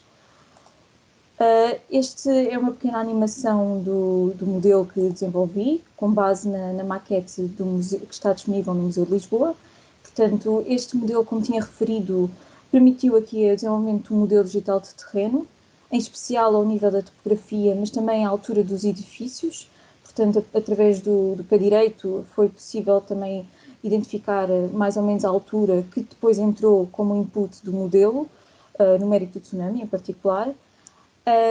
Portanto, como podem ver, a qualidade é superior, portanto, aqui da perspectiva do rio, onde foi também possível obter mais fotografias e, portanto, uma nuvem de pontos com maior densidade. De qualquer forma, este modelo foi fundamental para a identificação de alguns, para a construção de alguns dos resultados, e a identificação também de algumas das estruturas analisadas. Seguia agora, se calhar, para os resultados do modelo numérico de tsunami. Portanto, este modelo, que foi, como disse, desenvolvido no âmbito do projeto de investigação, permitiu concluir que a primeira onda terá atingido a cidade ao fim de 60 minutos. O tsunami terá sido constituído por 3 ondas, sendo que a primeira e a última terão sido as mais significativas. A primeira zona a ser atingida terá sido, portanto, aqui o extremo oeste da área de estudo, uma vez que também corresponde, portanto, aqui à freguesia mais próxima da foz do Rio Tejo, onde se registou também, por esse mesmo motivo, um nível máximo de água registado, portanto, com recurso a este modelo. A água chegou até junto da igreja de São Julião, portanto, que fica aqui mais a norte da área de estudo, tendo penetrado, portanto, o interior da cidade em cerca de 300 metros. Nos extremos da área de estudo, a penetração terá sido inferior, dada a topografia local. Estes resultados e outros que concluímos vão, portanto, aqui ao encontro das descrições em diversos aspectos, nomeadamente ao nível do impacto no edificado e na área inundada, e defendem, portanto, que o tsunami não terá tido um grande impacto nestes aspectos. Estes resultados são também validados pela localização atual do Terreiro do Paço, que é semelhante à anterior, e pela construção, imediatamente após o evento, de armazéns de bens de primeira necessidade junto do rio, em especial aqui junto às freguesias de São João da Praça e de São Miguel. Por fim, mostrava aqui um bocadinho da aplicação que foi criada e que está disponível para ser consultada. Não sei se já conseguem ver, portanto, já não estou a mostrar o slide. Esta aplicação é constituída por 5 separadores. No primeiro estão representados os edifícios georreferenciados em 3 dimensões. É possível alterar aqui alguns, através das funcionalidades, por exemplo, aqui a iluminação e ver de outras perspectivas. Portanto, e é possível comparar a malha urbana destas 6 freguesias analisadas com a malha urbana atual. No segundo separador estão representados a maioria dos nossos resultados finais, nomeadamente, portanto, aqui os edifícios que foram objeto de estudo mais aprofundado, as freguesias e também alguns resultados do modelo numérico de tsunami, nomeadamente a área inundada, 100 minutos após a chegada da primeira onda, o nível máximo da água ou, inclusivamente, a profundidade da inundação. Também está aqui disponível, portanto, um mosaico correspondente à vista aérea, resultado do modelo tridimensional que foi realizado à maquete. Estes últimos 3 separadores correspondem, portanto, aqui ao impacto do tsunami, do incêndio e do sismo, ao nível do edificado e identificado e também das freguesias objeto de estudo. Portanto, existem aqui muitas outras funcionalidades que eu não vou aprofundar, dado o tempo e que já me alonguei bastante. Portanto, queria só deixar esta nota de que esta aplicação está disponível online e pode ser consultada a qualquer momento e em qualquer dispositivo. Este WebSig permite, assim, que estes resultados sejam consultados de diversas formas e estejam disponíveis para a comunidade os consultar. E pretende também, portanto, sensibilizar para a importância dos desastres passados, procurando, em particular, ressaltar as áreas mais propícias a serem afetadas por tsunamis em Lisboa e também noutras regiões do país, e, portanto, aqui a necessidade de implementar sistemas de alerta, sobretudo nestas povoações, que permitam, portanto, detectar atempadamente e proteger as populações envolvidas. Importante, uma vez que, como sabemos, infelizmente poderá voltar a acontecer e temos que estar preparados. Eu acabava assim a minha apresentação, agradecendo mais uma vez o convite. Mariana, queria agradecer a apresentação.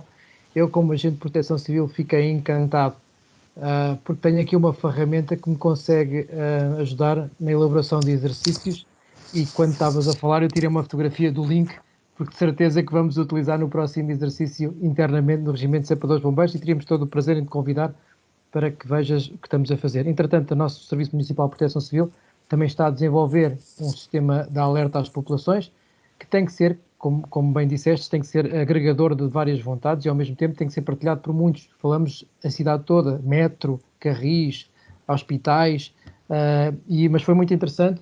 Já temos algumas perguntas que depois, no final, Mariana, se estiver disponível, irás responder, está bem? Obrigado.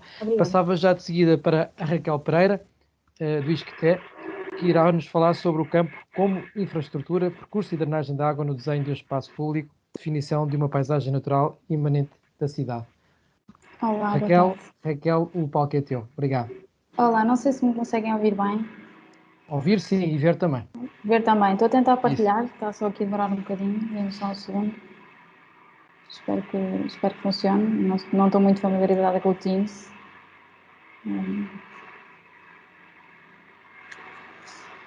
Julgo que é só para ir na setinha de cima ao lado do microfone. Pois, ele está aqui a carregar.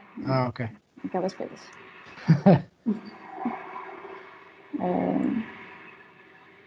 Não sei porque está a demorar. Me peço desculpa. Não faz mal. Não sei de facto porque eu demoro.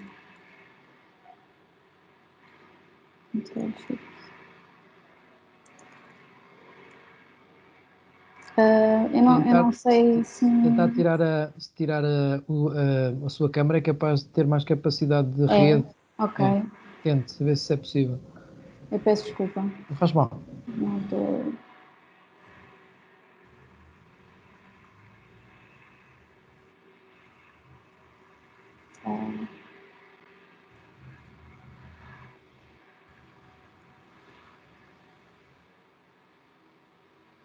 Não sei porque que... Em último caso, Raquel, se não der, podemos fazer como se funciona sempre na informática, é desligar e ligar tudo de novo outra vez. Normalmente funciona.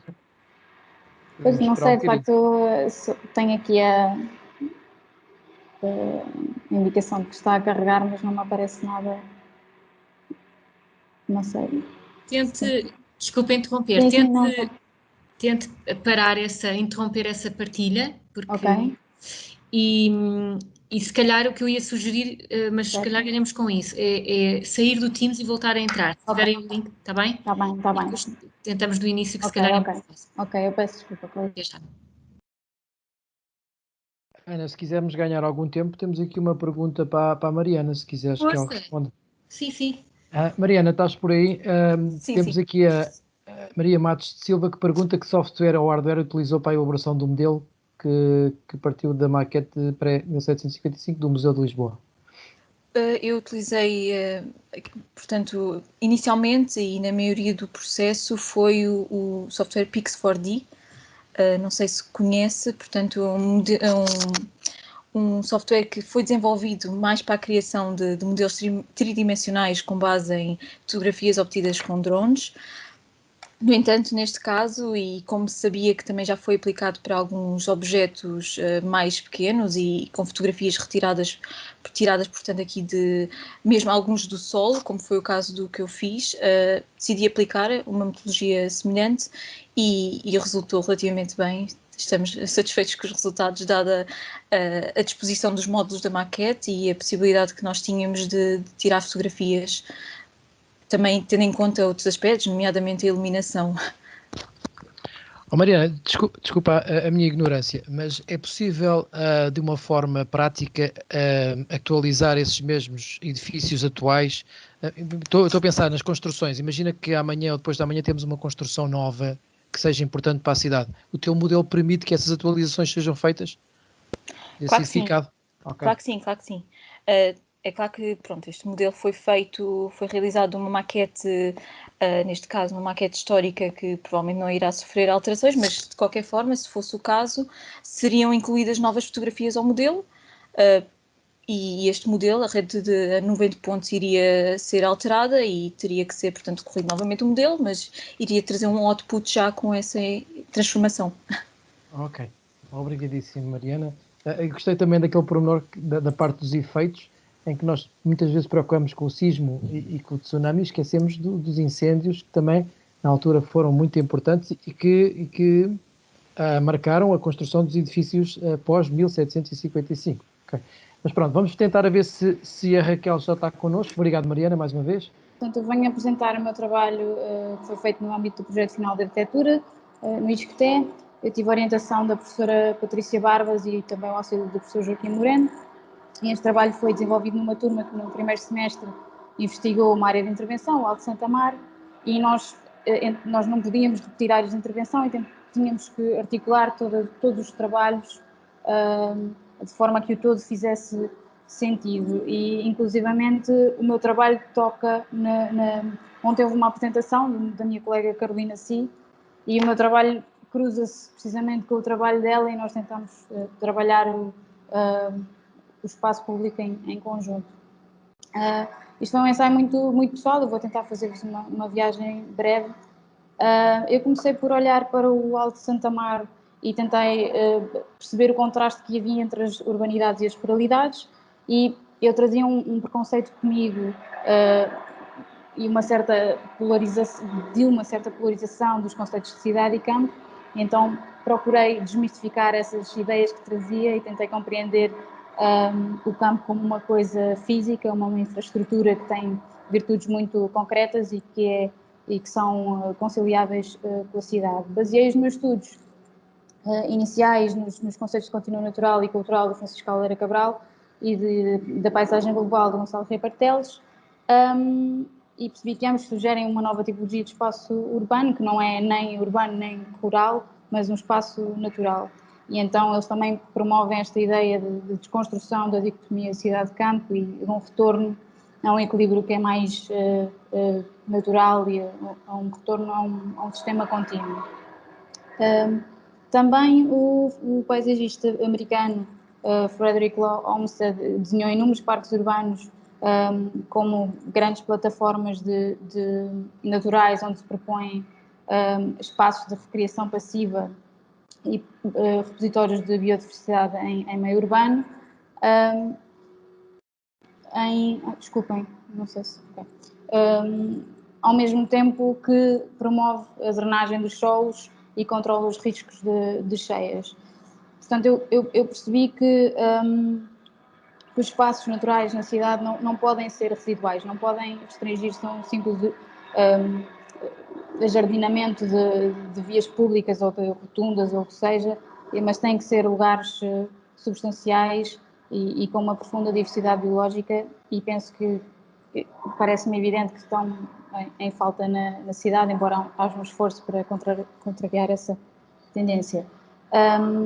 Portanto, o crescimento das cidades não corresponde, não parece que corresponde ao aumento dos espaços naturais, corresponde normalmente a um aumento das infraestruturas, e elas normalmente constituem um enorme ruído nas nossas vidas, mesmo que muitas vezes sejam invisíveis para nós. Não é? A minha proposta para o Alto Santo Amaro foi precisamente a inversão desta realidade. Então eu fiz uma infraestrutura de drenagem que passasse a ser visível e que desenhasse os espaços naturais e substanciais na cidade. O Alto Santo Amaro tem uma antiga vocação agrícola que está associada às quintas e aos conventos, e portanto foi sempre um lugar de grande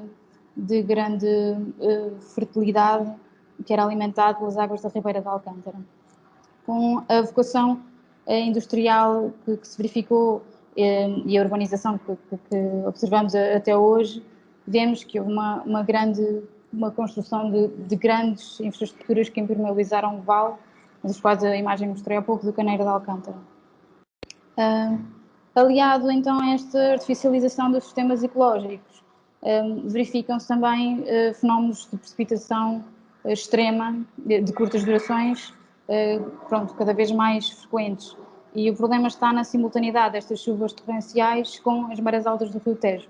Esta é uma planta que mostra as zonas com os riscos de inundação e depois a sobreposição do efeito da maré.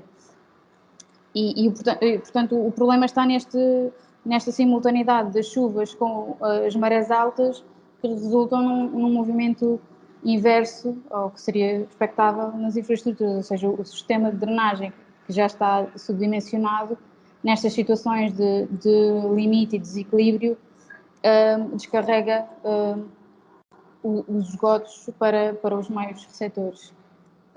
Portanto, esta é a área de intervenção e está numa posição ajusante da bacia hidrográfica de Alcântara e tem enormes pendentes muito impermeabilizadas, e o que acontece é que há uma grande sobrecarga das infraestruturas de drenagem na Rua da Junqueira, que consequentemente vão sobrecarregar o Vale de Alcântara. Isto é a representação do que é agora a etar de Alcântara e que representa, no fundo, a drenagem do vale, esquematicamente. E então, o que me parece é que as águas das chuvas são desperdiçadas e têm um impacto negativo nos sistemas dos esgotos unitários existentes. O meu projeto propõe a gradual mudança para esgotos separativos. A água das chuvas passa a ser desviada e aproveitada num percurso de drenagem superficial e diminui-se a sobrecarga nas zonas baixas e, consequentemente, no vale. A integração das águas das chuvas no desenho do espaço público faz também uso das muitas áreas permeáveis deste lugar e do seu potencial de infiltração, e, como disse, assim, reduzem-se as sobrecargas ajudante e no vale. O ciclo da água, eu tentei que este trabalho tentou incluir o ciclo da água no desenho do espaço público e que retardasse e promovesse o disciplinamento da água depois das grandes chuvas. Na zona do bairro, na zona mais urbanizada, é proposto um sistema de sumidouros, canaletes, bancos, muros, escadas e tanques. É tudo um sismo, para dizer que isto não vai tudo abaixo. Exatamente, fizeram uma porta. Podem desligar os microfones, faz favor. Raquel, peço desculpa, agora foi do nosso lado. Tudo bem, vamos a isso. Dizia então que eu criei este sistema para o meio urbano com sumidouros, canaletes, muros, bancos, escadas e tanques que são adaptados a cada circunstância urbana e que permitem o funcionamento desta infraestrutura na zona do bairro do Alto Santo Amaro. Oi? Peço desculpa. Nas grandes áreas permeáveis, que há pouco na planta que mostrei, corresponde a este núcleo entre grandes equipamentos. Nestas áreas propõe-se a abertura de 2 grandes percursos que nos são bloqueados agora e que vão fazer uso desses mesmos dispositivos de circulação que mencionei há pouco, os bancos, os canaletes, os sumidores, etc. Na rótula deste percurso, no encontro destes percursos, nesta zona, temos os banhos e balneários públicos que aproveitam a permanência tipológica da Quinta do Monte do Carmo, tanto a tipologia edificada como a sua condição de ruína e também as áreas circundantes de mata e pomar e horta. Eu queria referir que neste trabalho o abastecimento dos banhos não foi a razão primordial da criação desta infraestrutura, mas foi o oposto, ou seja, pela presença, os banhos aparecem depois da existência desta infraestrutura, são quase é um acaso como é que eu ia dizer, os banhos aparecem só após esta estratégia estar criada. Os banhos, eu não sei se conseguem ver o meu rato, o indicador, mas os banhos estão aqui indicados a azul. Eles vão desenhar, vão desbloquear todo este espaço natural como estava bloqueado, que é a mata nas traseiras do Instituto de Medicina Tropical, e aqui em cima é redesenhado o muro e a relação com a via pública, e é feita uma descida a uma cota intermédia, e esta descida é mediada por um jardim suspenso de glicínias e jasmim. E na encosta abaixo temos o prado biodiverso, que coexiste com diversas espécies, evitando-se assim a monocultura. Eu descrevo as espécies mais a fundo, aqui não posso fazê-lo por causa de limitações de tempo, mas depois poderei partilhar se quiserem. E também, para além desta zona de mata e prado biodiverso, temos zonas de orlas que definem limites e que aportam conforto ao interior desta pequena encosta, e são lugares de máxima biodiversidade por causa da coexistência das muitas espécies vegetais. Nos banhos, a ideia é que a água da infraestrutura inunde os espaços expectantes da ruína como se fossem grandes depósitos da água da chuva. Posso explicar genericamente o projeto. Conseguimos perceber aqui a permanência tipológica da quinta. Adiciona-se um corpo mais geométrico. Que não serve de nada, é aquele que faz uma porcaria de um tema e não tem ninguém Está só? Ok. Raquel, ficaste sem som. Ok, agora tem som? Estás. Ok, muito bem. Portanto, não está fácil. Não está fácil hoje. Pronto, temos então a ruína com alguns espaços que são inundados de água, outros são cobertos de exteriores, e procura-se que os espaços tenham diversas dinâmicas, sejam descobertos ou cobertos, interiores ou exteriores, que haja uma relação direta com o jardim ou com o pátio aromático mais interior, e mesmo depois fazendo a ligação à via pública. Portanto, temos a tipologia edificada da ruína, é criado um corpo que vai desenhar este pátio mais confortável e interior. Mas há sempre relação seja com o Tejo a sul, seja com esta zona de horta, a zona de pomar ou o jardim suspenso de combustível. Porque aqui eu tentei sempre conjugar esta tipologia de jardim combustível com os banhos, porque julgo que adiciona diversidade biológica, nutritiva e também espacial ao percurso. Vou alterar aqui. Oi? Peço desculpa.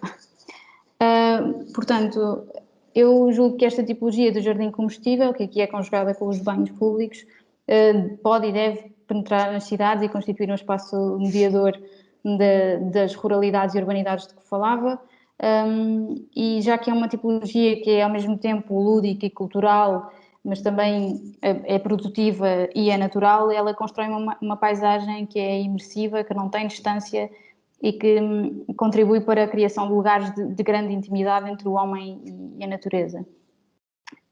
A água da infraestrutura, eu queria mencionar que esta água é tratada, já que ela passa depois pelos banhos, ela é usada e é tratada antes de ser utilizada nestes programas. A água passa por um sistema contínuo e sequencial de filtração e desinfecção por regeneração hidrobotânica e depois de correção de pH, vai ser utilizada na zona dos banhos, depois é novamente armazenada e tratada para depois ser distribuída para as zonas de horta e de mata. E aqui há uma zona específica em que há a conjugação desta produção alta e da produção baixa, e esta produção vai beneficiar do sistema infraestrutural proposto. Eu quis, neste trabalho, trabalhar estes recursos que eram desperdiçados, que no fundo é a água da chuva que estava a ser desperdiçada por causa destes fenómenos de precipitação extrema, e ao mesmo tempo gostei muito de trabalhar isto no sentido de diminuir a pressão nas infraestruturas existentes. Eu acredito que o ciclo da água deve ser incluído no desenho do espaço público, e com isso, se nós deixarmos de esconder este ciclo, talvez ganhemos um acrescido respeito pelo ciclo da água e também criemos uma melhor relação com a água e com o seu ciclo. Eu queria, por fim, só dizer que acho que é importante relembrarmos que Lisboa nasceu e cresceu da cidade, cresceu da água, e é nosso dever, em parte, lembrar-nos sempre da água, aproveitar a sua passagem e elogiar a sua presença. E foi o que tentei fazer com esta infraestrutura. Eu tentei buscar esse elogio através do aproveitamento da água das chuvas para criar, no fundo, aquilo que nos era pedido no início, que são lugares de felicidade e de estreita relação entre a paisagem, a infraestrutura, o homem e no caso deste projeto, das nossas mãos também e da boca, já que depois vamos aproveitar tudo deste jardim comestível. Pronto, tive muito gosto em fazer esta apresentação, peço desculpa pelos percalços que tivemos. Se tiverem algumas dúvidas, estou disponível para vos responder. Raquel, obrigadíssimo. Estás-me a ouvir, Raquel? Sim. Antes de mais, obrigado por teres apresentado o trabalho. A mim deu uma perspectiva diferente da água, porque como agente de proteção civil, a água torna-se muitas das vezes o problema e conseguiste de uma forma poética até transformar-nos a nossa visão. Mas agradecia-te a tua apresentação. Temos aqui uma pergunta, não sei se consegues aceder ao chat. Temos uma pergunta, para já, vários perguntaram se podiam ter acesso à tua apresentação e ao teu trabalho, e já foi respondido que sim, via plataforma e via Facebook também. E julgo que temos aqui muitos elogios à tua apresentação, isso é ótimo, da nossa parte, apesar de tudo o que aconteceu, é ótimo. Da minha parte, Raquel, eu queria perguntar uma coisa, antes de se alguém quiser fazer mais uma pergunta aqui no nosso chat. Deste estudo, quando estamos a falar de chuvas extremas, existem sempre aquele problema que é os picos. No teu sistema, tu pensaste em alguma capacidade de atuação dos meios para auxiliar o escoamento da água em extrema? O que eu quero dizer com isto é que nós normalmente fazemos uma estrutura, essa estrutura é projetada para um determinado caudal e por vezes temos aquele caudal que supera o nosso caudal de projeto, digamos assim. Se tu pensaste nessa possibilidade. Ok. Eu não intervi, assim, não trabalhei nesse sentido de desenhar as infraestruturas existentes. A minha ideia foi sempre um bocado à semelhança do que foi apresentado ontem também. Era que este trabalho fosse uma espécie de adição, assim, uma espécie de bónus que, se puder, consegue ajudar na resolução nestes períodos extremos. Ou seja, se houver mais capacidade de infiltração e espaços e zonas de armazenamento de água e talvez também retardamento deste curso de água para as zonas mais baixas, talvez se consiga reduzir a pressão nas infraestruturas nas zonas mais baixas que são mais problemáticas. Portanto, é uma espécie de bónus, digamos assim. Trabalhar o problema montante. Exatamente. É isso. Muito bem. Raquel, muito obrigado pela tua intervenção. Também queria agradecer a Mariana e passava a palavra à Ana, só faz favor. Bem, depois de todos estes casos lá conseguimos. Não, acho que quando nos conseguimos juntar todos, talvez faltem umas 5 ou 6 pessoas, mas juntámos novamente. Pronto, eu também queria agradecer as apresentações, agradecer ao Tenente Coronel Tiago Lopes pela amabilidade e por ter aceito este convite e pronto, e esperamos encontrar-nos mais vezes num futuro próximo com temáticas assim desta natureza. Foi muito interessante. Agora, para dar seguimento ao encontro, nós normalmente todos os anos desde há 3 anos para cá, o que fazemos é dividimos o encontro em palestras num primeiro dia e num segundo dia destinamos a tarde a uma visita que normalmente tem a ver com o tema que é escolhido, obviamente. Este ano, dadas as circunstâncias, achámos que era oportuno utilizar o espaço do encontro para fazer uma antestreia de um filme / documentário que o CIUL preparou sobre a evolução da história da cidade em termos urbanos. E era oportuno porque, como nós estamos a falar de fenómenos extremos, e este filme que preparámos faz assentar todos os momentos que implicaram a evolução da cidade e do desenho da cidade em momentos fraturantes e que estão relacionados eles próprios com fenómenos extremos que aconteceram ao longo da história de Lisboa. Achámos que era oportuno trazer o filme até aqui. Passado este pequeno momento cinematográfico, eu agora se calhar abro a discussão a outros membros também da Comissão Científica e a todos os professores e todos os presentes que se queiram juntar para refletirmos e darmos um pouco conta das notas finais e fazer uma reflexão que faça um apanhado deste encontro que começou ontem. Se calhar eu tomava a dianteira para também ajudar e a agradecer a participação de todos neste encontro, que eu acho que foi de elevada qualidade e proveito para todos, quer beneficiando aqui o diálogo interuniversitário e a parte também mais prática de ligação à Câmara. Como nós vimos, existem muitos pontos de interesse comuns entre os dois universos. Nós vimos aqui em 20 minutos a história quase de 500 anos, não é? De uma forma muito resumida, e o tema deste encontro, as transformações urbanas, a adaptação aos fenómenos extremos, e estamos no meio de um deles. Nós sabemos uma coisa, que existem várias naturezas, vários tipos de fenómenos extremos, quer ambientais, quer antrópicos, quer sanitários, que o fenómeno extremo em si pode ter várias características, podem ser muito rápidos, como um tremor de terra, ou podem ser prolongados, como uma pandemia ou uma guerra, mas sabemos que, sendo breves ou sendo prolongados no tempo, os seus efeitos perduram na cidade.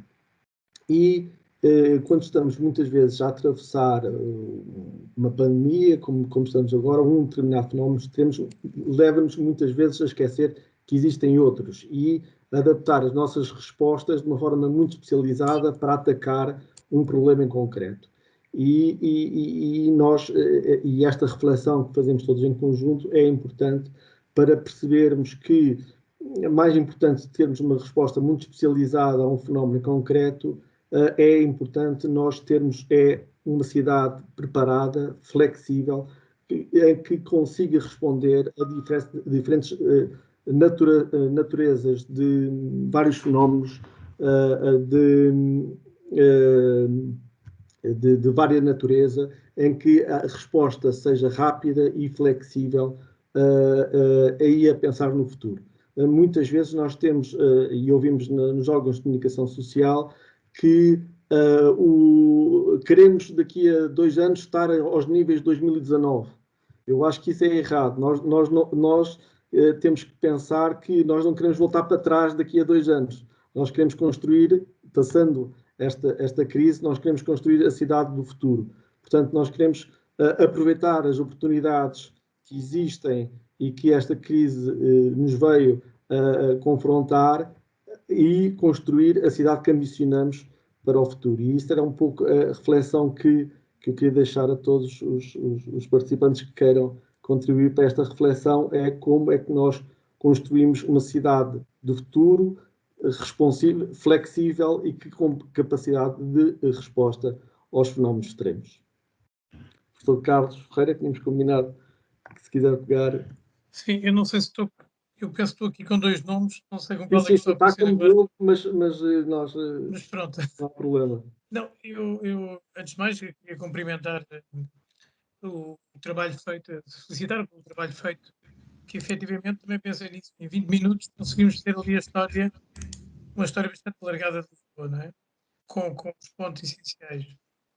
É incrível a quantidade de material que foi preciso para fazer isso. É preciso pensar isso. Nós estamos aqui sentados, não é? A ver em 20 minutos este processo, mas há aqui muita recolha, muita capacidade de síntese. Mais uma vez queria felicitar por esse trabalho e dizer mesmo que penso que este irá estar disponível e que ele é muito útil para nós, para de uma forma muito acessível e rapidamente passarmos a história de Lisboa. Não podia deixar também de referir, citar os trabalhos apresentados ao longo desta conferência e reforçar esta componente que tem sido descrita aqui no vídeo, na fase final do vídeo, não é? A nova estratégia, não é? A questão ambiental, não é? E a questão dos riscos que têm sido sucedidos ao longo do tempo da história da cidade e como ela se tem conseguido renovar. Foi muito adequado o tema e este vídeo foi muito adequado também neste contexto temático e não tenho assim muito mais a dizer, não é? Achava que era espaço para vocês poderem falar. Posso dizer algumas conclusões, pelo menos pessoais, que tirei destes 2 dias de conferências, que gostei bastante. Fui surpreendida com algumas apresentações, muito positivamente surpreendida, especialmente dou os parabéns à Raquel Pereira por todos os constrangimentos que teve na apresentação, merece esses parabéns em particular, não só pela sua apresentação, mas por ter conseguido continuar The Show Must Go On, não é? Depois disso tudo, mas gostei muito da sua apresentação e aquilo que eu gostava só de partilhar um pouco como resumo daquilo que fiquei, que retive mais destas conferências, tem a ver com estes 2 grandes temas a questão dos efeitos extremos antigo, mas que foi abordado por mais do que um trabalho, e ao mesmo tempo a questão do espaço público como espaço educativo. Portanto, a junção destes dois temas faz pensar sobre como é que pode o desenho do espaço público aproximar as pessoas dos ciclos naturais da água, não é? Ciclo esse que tem implicitamente fenómenos extremos à partida, por mais que eles tenham a tendência de ficarem ainda mais extremos. Portanto, pode o desenho aproximar as pessoas destas dinâmicas naturais. Porque, como disse também o nosso moderador do painel anterior, a questão mais difícil de pensar e de resolver tem precisamente a ver com os caudais de ponta e, portanto, com o facto da necessidade de haver bastante sobredimensionamento, tanto na infraestrutura cinzenta como na infraestrutura verde. E isso não ser muito evidente para quem não é técnico na matéria e, portanto, essa aproximação não é tão evidente. Mas nos momentos em que existe, de facto, o extremo, esse sobredimensionamento é absolutamente fundamental. Portanto, pode o desenho ir aproximando Por exemplo, o gesto de fazer escadarias no Parque na Ribeira das Naus, fazer uma escadaria que nos conecta com o Tejo, aproxima-nos dessa dinâmica de certa maneira. Poderemos desenvolver mais desenho sobre este tema ou não? E pronto, e no fundo também congratular por este vídeo, que me parece muito interessante, tem uma perspectiva sumária, mas muito, muito rica, com uma síntese que me parece muito, muito interessante, até à evolução desde a planta, pronto, pensando agora um bocadinho mais no momento da estrutura verde, não é? Que houve a criação de Monsanto e depois perceber-se, através, obviamente, do professor Ribeiro Teles, que não chega a ver só esta localização do pulmão verde, é preciso uma visão muito mais integrada de estrutura, que tem em conta aquilo que é a aptidão do território, portanto, certas zonas naturalmente servem de forma melhor determinados propósitos ecológicos, e pronto, e aquilo que nos prepara para o futuro, que tem a ver, e nota-se também por esta conferência e pelos temas abordados, passa muito pela componente social e a importância do espaço público como rede, como estrutura que suporta todos estes elementos. E pronto, e acho que não tenho mais nada a dizer, foi muito entusiasmante e muito interessante todas estas apresentações. Professor Cristóvão? Sim, eu não vou estar a repetir aquilo que os meus dois antecessores já disseram, mas em todo o caso quero dar os parabéns pela organização e pelas apresentações destes 2 dias, que eu penso que foram muito interessantes e muito complementares. Penso que foram também, e sobretudo, muito úteis, porque lançam uma reflexão sobre aquilo que são estes tempos e sobre aquilo que são estes tempos e os desafios que trazem para a cidade e para o espaço público, e que acabam por ser, por isso mesmo, bastante inspiradores, e, portanto, eu acho que não há outra hipótese senão, quando enfrentamos alturas de maiores desafios ou maiores dificuldades, transformar essas dificuldades, problemas e desafios em oportunidades para repensar na cidade, repensar no espaço público. E eu penso que várias linhas, várias hipóteses foram aqui lançadas, que me parece que acho que podem ser repescadas para repensar, de facto, por exemplo, e agora falando mais concretamente, nos programas do espaço público, porque acho que pode ser necessária, ou, aliás, será mesmo necessária, será uma oportunidade para se repensar naquilo que é o programa para o espaço público, o programa para os usos do espaço público, usando só o exemplo mais recente que me lembro agora, da proposta do espaço público enquanto espaço educativo. Penso que é muito inspirador estas e as outras ideias que foram lançadas, porque se permite repensar de facto naquilo que o espaço público não só é, mas no que é que pode ser. Ou seja, poderá haver uma certa tendência às vezes de nós olharmos para o espaço público sobretudo como um sítio para fluxos ou para locais de permanência, sobretudo de lazer, mas, e estas alturas de desafio expõem-nos menos isso. O espaço público pode ser muito mais que isso, e cabe nessas alturas a gente repensar. Ou seja, se numa altura de pandemia os miúdos, por exemplo, não podem ficar fechados numa escola, porque não usar mais o espaço público, é um espaço aberto e logo menos propício a contágios, porque não usá-lo mais? Se há necessidade de termos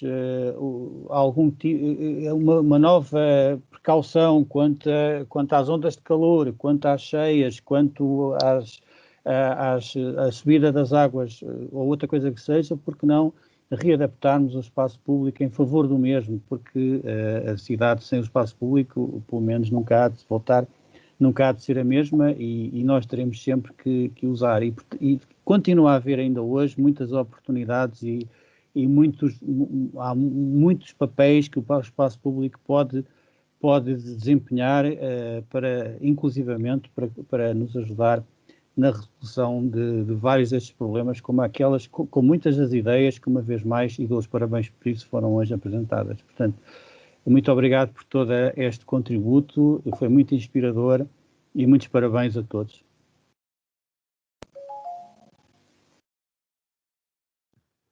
Mais algum professor quer fazer o balanço deste encontro?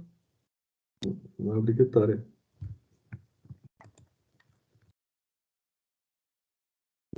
Está tudo satisfeito.